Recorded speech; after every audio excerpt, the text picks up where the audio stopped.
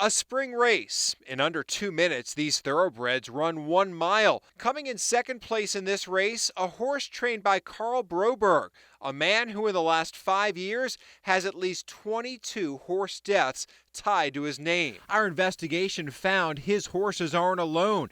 At racetracks across the country, loading into the starting gate has essentially marked the end of life for thousands of horses. Are horses dying when they shouldn't be?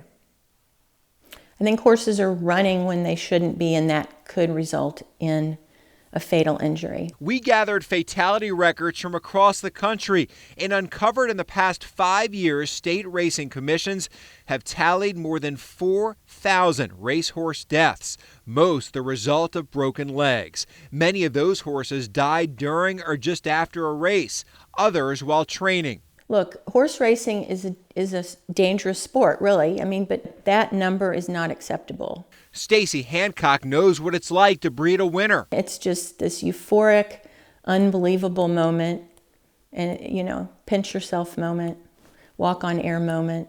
Her horses have won 2 Kentucky Derbies, Gato del Sol in 1982 and Sunday Silence in 1989. And then it's addictive, so you want to do it again.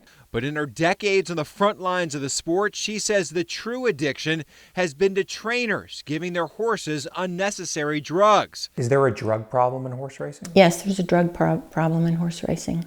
Definitely. Because the drugs can mask pain and injuries, horses may end up competing when they should be healing.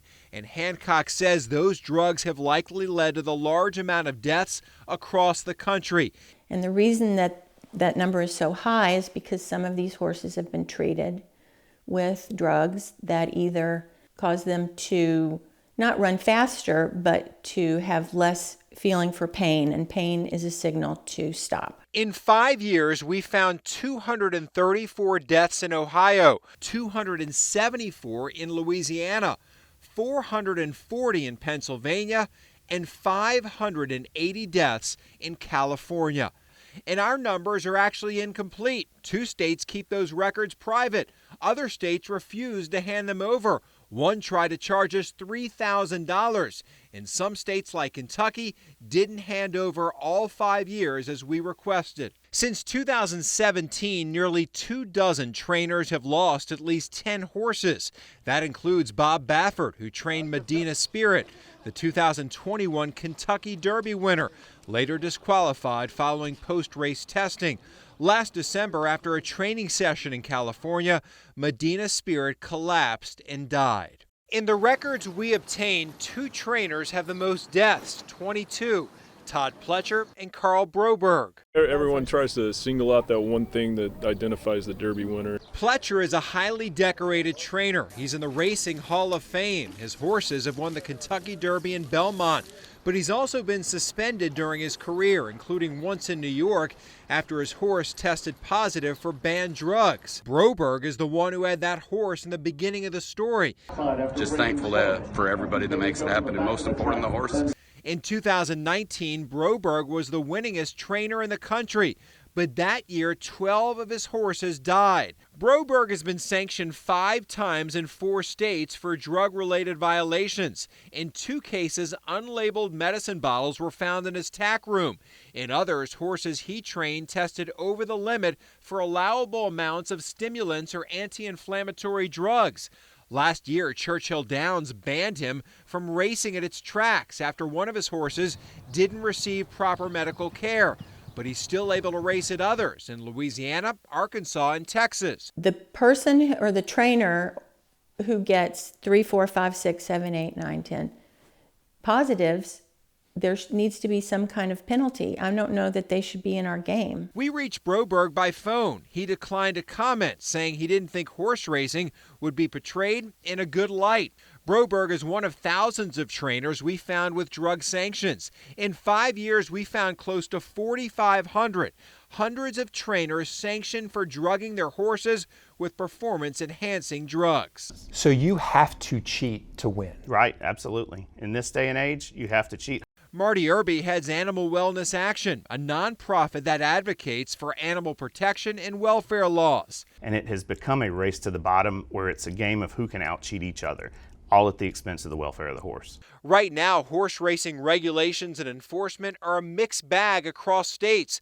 The record's just as inconsistent and at times sloppy, like New Mexico, which maintains handwritten records. Many are illegible. But we were still able to determine New Mexico has sanctioned the most trainers for drug-related violations, followed by Louisiana and Florida. Trainer Adrian Hutron has been slapped with 13 drug-related sanctions.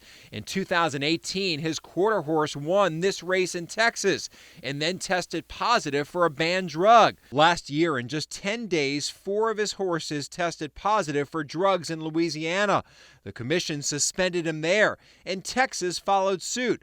But that doesn't always happen. Sometimes trainers with sanctions keep racing in other places, and suspensions are infrequent. The state-by-state patchwork is a tremendous detriment to the industry and to the horses. All of this should change. A new law signed by President Trump in 2020 will make one set of rules for drug testing and penalties.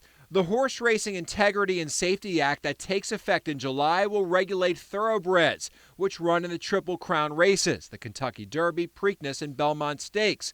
But it won't apply to standardbreds, which run in harness races. I think a lot of times horse racing, like a lot of things, is you've pushed it aside. You don't want to show your dirty laundry.